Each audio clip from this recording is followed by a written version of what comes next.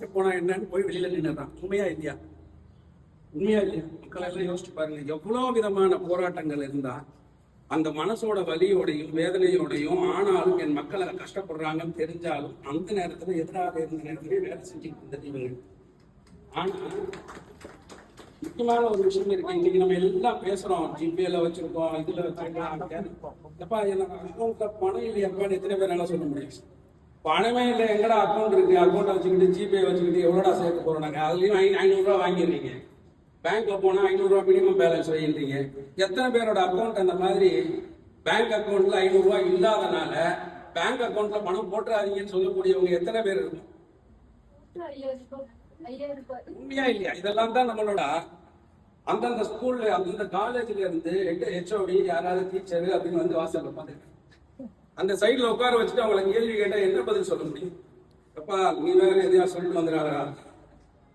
நாங்க இல்ல, இதெல்லாம் இன்னைக்கு இருக்கிற பிரச்சனை. நீ பாட்டுக்கு இன்னைக்கு சொல்லிட்ட, இந்த சைட்ல ஒண்ணு இருக்கு, அந்த சைட்ல ஒண்ணு இருக்கு. நான் கட்சியை சொல்லுறேன். நீங்க நான் இங்கதான் இருக்கு வரணும் உங்களோட விஷயங்களையோ அப்புறமா கூட சொல்லுங்க. நிச்சயமா யாரு சொன்னாங்கன்னு சொல்லிட்டு அந்த இடத்துல போய் சண்டை போட மாட்டோம். இப்ப சமா சொன்னாங்களே ஜலரக்ஷனா, இந்த இடத்தோட மக்கள் நாங்க முதல்ல வந்தபோது என்ன ஆச்சுன்னா, இந்த ஏரியாவுக்குள்ள ஜலரக்ஷனாக்கு என்ன வேலை?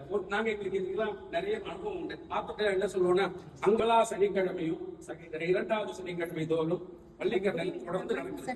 நீங்க அதுக்காக அங்கெல்லாம் வந்து சொல்லணும்னு அவசியம் இல்லை.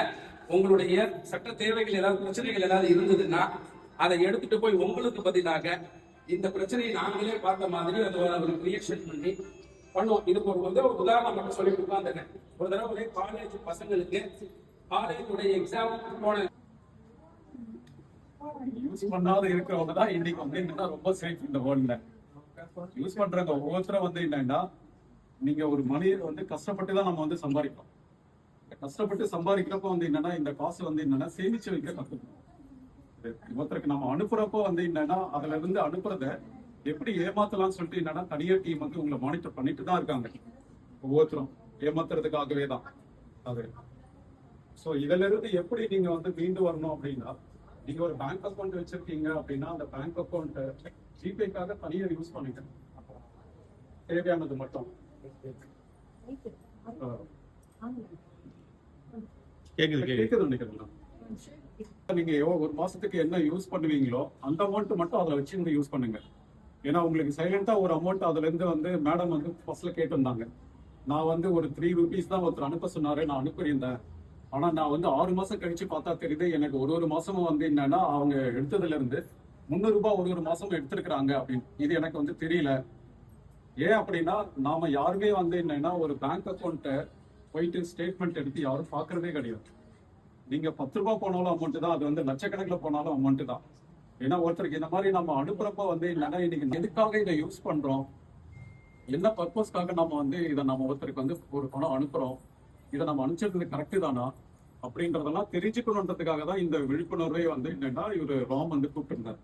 ஏன்னா நம்ம ஒவ்வொரு இதுலயும் வந்து நாம வந்து லட்சக்கணக்கில் சம்பாதிக்கல, ஒரு 1000த்துல தான் நம்ம வந்து சம்பாதிக்கிறோம். அப்படின்றத அந்த பணத்தை நம்ம எப்படி வந்து ஓரளவுக்கு சேவ் பண்ணலாம், இந்த மாதிரி இன்சிடென்ட்லாம் நடக்காம இருக்கிறதுக்கு, அதுக்காக தான் இதை வந்து நான் வந்து சொல்ல வரேன். மற்றபடி உங்களுக்கு ஏதாவது இந்த மாதிரி ஏதாவது நடந்திருந்ததுன்னா அதை பத்தி ஏதாவது நீங்க கேட்டீங்கன்னா நான் உங்களுக்கு நான் சொல்றேன்.